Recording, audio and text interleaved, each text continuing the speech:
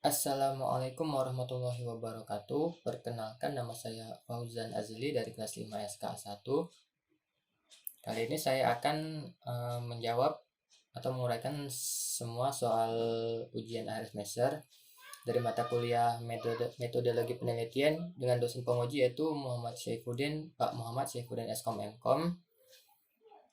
Dan pada pertanyaan pertama adalah untuk membuat sebuah proposal penelitian, mana proposal tersebut menceritakan kelemahan sistem yang lama dan membuatkan solusi dari kelemahan tersebut.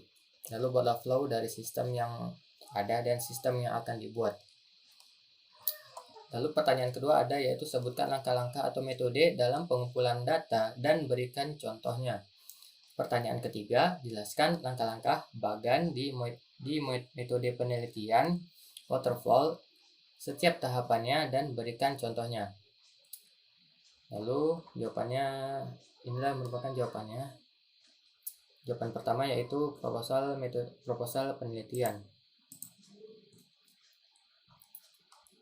Pada proposal penelitian kali ini saya membaca sebuah jurnal dengan judul Rancang Bangun Hand Sanitizer Otomatis berbasis Arduino di RSUD Cikalong Wetan dan menemukan beberapa kelemahan dari sistem ini. Lalu pada rumusan masalahnya yaitu ada apakah sistem dapat berjalan lebih baik dengan sensor infrared daripada ultrasonik, karena sebelumnya sensor yang digunakan dalam jurnal yang saya baca yaitu jurnal Rancang Bangun Hand Sanitizer ini masih menggunakan sensor ultrasonik dan juga masih menggunakan sistem motor servo, di mana saat terdeteksi sensor jarak mendeteksi tangan, maka motor servo akan digerakkan untuk menekan hand sanitizer, tutup botol dari hand sanitizer. Lalu ada tujuan penelitian kali ini yaitu memberikan solusi dari permasalahan sistem yang lama, karena menurut saya itu cukup rumit. Dan yang kedua, membuat sistem yang baru yang lebih praktis.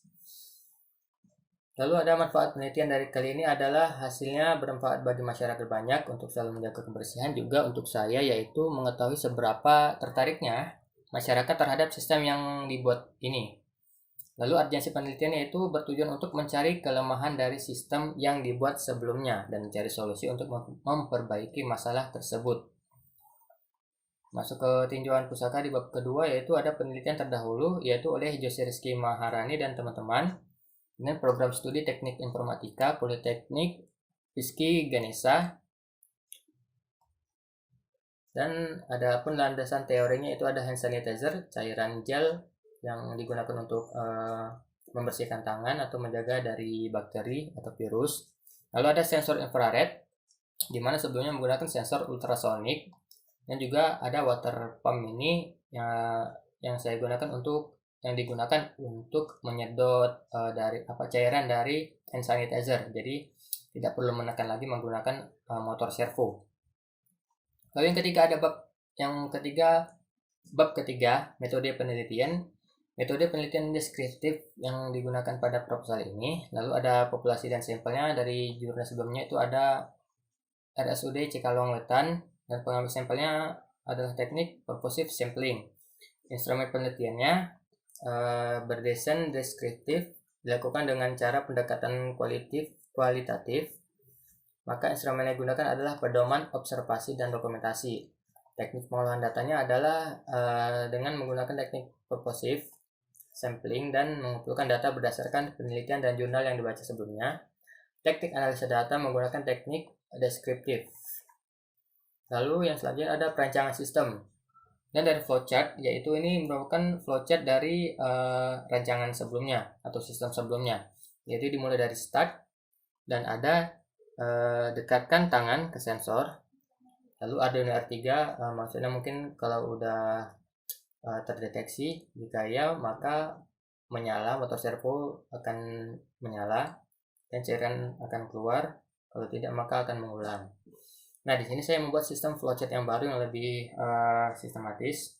Itu dimulai dari start, sensor infrared menyebarkan cahaya atau mungkin sensor infrared menyala. Lalu apakah sensor infrared menerima pantulan cahayanya kembali? Jika ya, maka nyalakan pompa mininya, lalu cairan hand sanitizer-nya maka akan keluar. Jika tidak, maka sensor infrared akan terus mengeluarkan cahayanya. Lalu yang terakhir adalah hasil dan pembahasan. Pada pembahasan ini menguraikan kelebihan dan kekurangan dari sistem yang lama dan baru. Kekurangan dari sistem yang lama yaitu seperti pada gambar, masih menggunakan motor servo untuk menarik talinya dan menekan.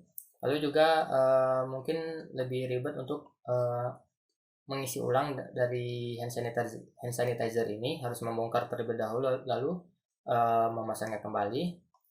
Lalu juga ada kemungkinan talinya bisa lepas atau loss dari dudukan pegang penutup dari hand sanitizer ini. Lalu saya buat untuk sistem yang baru, kelebihannya itu tidak perlu membongkar untuk mengisi ulang sanitizer ini seperti ini. Lalu menggunakan water pump, jadi water pump tinggal menyedot lalu mengeluarkan cairan hand sanitizer secukupnya. Dan sudah menggunakan sensor infrared, jadi tidak perlu repot seperti sensor ultrasonik harus mengukur jarak antara tangan dengan sensor. Jadi jika menggunakan sensor infrared tinggal mendekatkan tangan, sudah nanti kalau cahaya kembali otomatis water pumpnya menyala dan mengeluarkan cairan hand sanitizer-nya. Lalu itu sajalah proposal penelitian dari jawaban dari nomor 1. Lalu masuk ke jawaban kedua, yaitu metode dalam pengumpulan data. Ada beberapa, yaitu ada wawancara, observasi, ada angket atau kuesioner, lalu studi pustaka, dan studi dokumentasi. Salah satu contohnya yaitu ada kuesioner. Kuesioner atau angket adalah teknik pengumpulan data dengan cara memberikan sederet pertanyaan untuk dijawab oleh responden. Contohnya seperti ini. Yang kuesioner ini pernah saya buat, yaitu di tugas sebelumnya, dan ini merupakan salah satu contohnya. Lalu selanjutnya adalah jawaban dari nomor 3. Pertanyaannya tadi, langkah-langkah bagan di metode penelitian waterfall. Dan jawabannya ada 5 tahapan. Yang pertama ada requirement, yaitu tahapan yang mempersiapkan dan menganalisa kebutuhan dari software yang akan dikerjakan. Informasi dan insight yang diperoleh dapat berupa dari hasil wawancara, survei, studi literatur, observasi, hingga diskusi. Lalu yang kedua ada tahapan desain. Tahapan yang desain adalah pembuatan desain aplikasi sebelum masuk pada proses coding. Tujuan dari tahap ini agar mempunyai gambaran jelas mengenai tampilan dan antarmuka software atau sistem yang kemudian akan dieksekusi oleh tim programmer.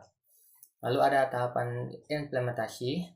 Tahapan metode waterfall yang berikut adalah implementasi kode program dengan menggunakan berbagai tools dan bahasa pemrograman yang sesuai dengan kebutuhan tim dan perusahaan.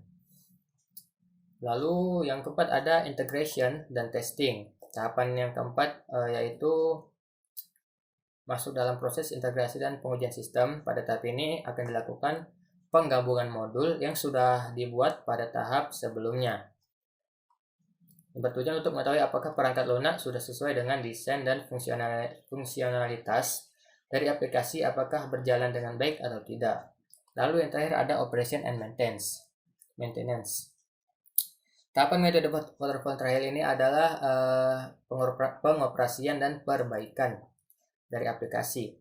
Setelah dilakukan pengujian sistem, maka akan masuk pada tahap produk dan pemakaian perangkat lunak oleh pengguna atau user. Untuk proses pemeliharaan, kemungkinan pengembang untuk melakukan perbaikan terhadap kesalahan yang ditemukan pada aplikasi setelah digunakan oleh user. Dan lalu itulah semua dari jawaban dari 3 pertanyaan di sini. Saya harap jawaban ini memberikan kepuasan kepada Bapak dosen penguji. Sekian dari saya akhiri video ini. Wassalamualaikum warahmatullahi wabarakatuh. Terima kasih banyak.